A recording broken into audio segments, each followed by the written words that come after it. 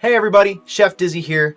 With the market being down, I thought that this was a good time to cover off-market transactions or secondary market transactions. First of all, I don't recommend this, but if you're going to do it anyway, I want to prepare you the best that you can be with all the wisdom and experience that I can give you.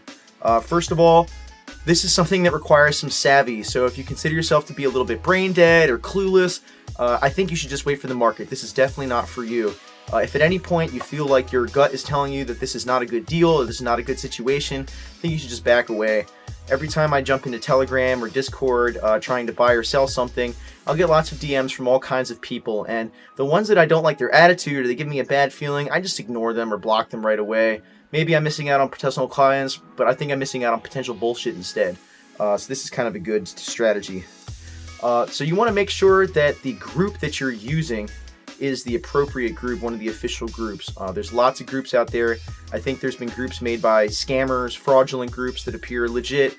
The groups that I always use on Telegram, VeVe Traders. This is a hive of villainy. It's like the cantina in Mos Eisley. Be careful out there. Telegram is the wild, wild west. It used to intimidate me a little bit going on to Telegram. I feel like I have my bearings a little bit, but I try to avoid it at all costs. But this is kind of the most free market area for buying and selling of VeVe collectibles. So if you're going to do that, make sure you're prepared. Also, Facebook. I like to use the VeVe Collectibles group on Facebook, powered by Wikipedia. I know the people running that group are working very hard to verify each trader that they have under their verified traders list. I also like Facebook because it attaches a real name and face, hopefully, to each person doing business there, so it's a little bit less anonymous, and that always lends some security. But you also have to do your due diligence, because I see people getting scammed on Facebook as well. Also on Discord, there's the VeVe Hive. My good friend International Sloth, aka Omi Collector. He is doing Escrow over there at VeVe Hive. He's also a well-renowned trader. He's done hundreds of trades on Telegram and elsewhere. If you see him, he's definitely somebody you can trust. Okay, so let's say you do enter Telegram or Discord or wherever, and you're about to make a deal, and you meet somebody. His name is Big Bills 99. Well, the very first thing you're going to do, tip number 2, is legit check every trader that you're going to work with. This is how it works. You go into the channel or the group that you're saying, and you say, legit check Big Bills 99, and you see what people say. It takes a little bit of time, but you definitely want to make sure that the person you're about to deal with is reputable. Now, this is what I always did, and after about 3 or 4 people vouching for somebody's reputation, I always consider that a good sign, and I took a risk. But and it always worked out for me.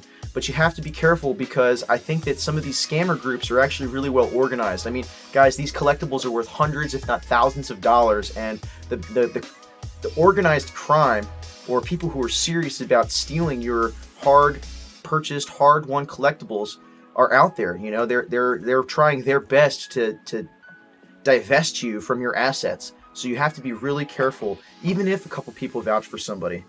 That's why, number 3, I always like to check the message history of the person in whatever group that I'm in. And if they have no message history, for me, this is a really big red flag, especially if they're acting like there's some kind of active trader who does a lot of business, but you don't have any message history in the most active Telegram or Discord or whatever. I don't know, dude. Maybe you're not the person I want to do business with. Number 4, always, always, always use Escrow.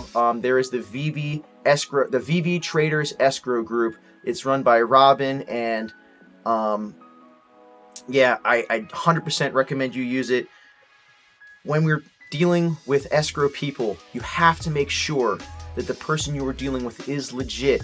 Double check and make sure their username is the exact username that is the person you're trying to trade with. A lot of times, there's imitators out here. This is how the scammers work. They will pretend to be me. My name is Chef Dizzy, or Chef Dizzy 123, okay?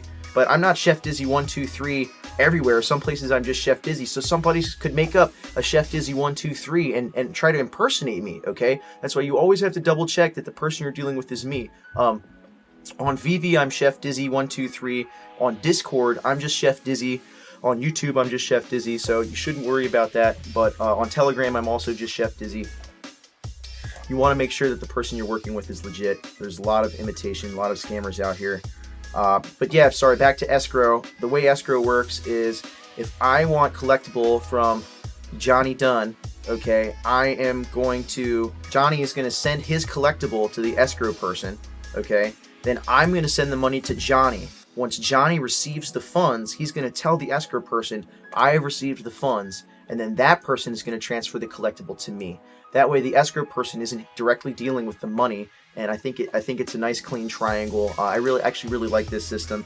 Always make sure you're ready to pay the escrow fee. Usually it's about 10 gems, or some people try a percentage fee. I'm not really sure, but if guys, again, these are really expensive collectibles. You shouldn't be hesitant to tip an appropriate amount proportionate to the value of the business deal that you're doing for that safety and security.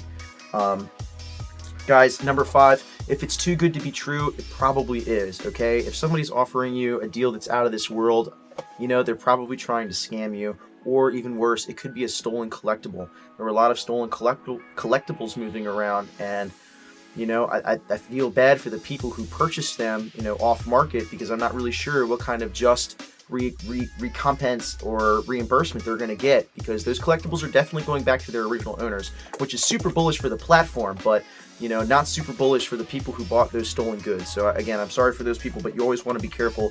And if it's a really high profile item, there are some lists floating around of stolen items. But again, like I said, off-market trading is really risky, so buyer beware. Number 6, I found that the best defense to getting scammed is creating a network of people that you know. So you can hit me up. I have lots of traders that are 100% verified and backed by me, at least, and I trust them. I've sent them tons of money and models and stuff. So you can always hit me up. I can direct you to a trader. But if you're not going to do that, definitely you want to build up your own network, okay? Make friends, hang out in these Discords, hang out in Telegram. If you're just trying to jump in and make a deal real quick, well, you're like a fish in the ocean, sharks are going to swarm. You want to find your group and find your people, and it's easy to make friends out here. I actually love making friends on Discord. It's why I'm doing so much that I do for the community. I've met so many great people. Okay, number 7, when you're trading for cash, or when you're trading with cash and crypto for models, I actually believe that you can leverage that, because right now there's no gems to US dollars conversion. So that means that if you're paying with cash or crypto, that's a position of power. And anybody that is trying to, any deal that you're doing, I think you should probably be able to get like a 10, 15, 20% discount to leverage that. So really try to work that, because there's no cash out. So by offering people cash money, they should be willing to give you a lower price. And anyway, that's all the tips I have for you. I hope you guys can trade successfully off market. Again, I don't recommend it, but if you do, make sure you do all of these things to make sure that you don't get screwed. Check you later.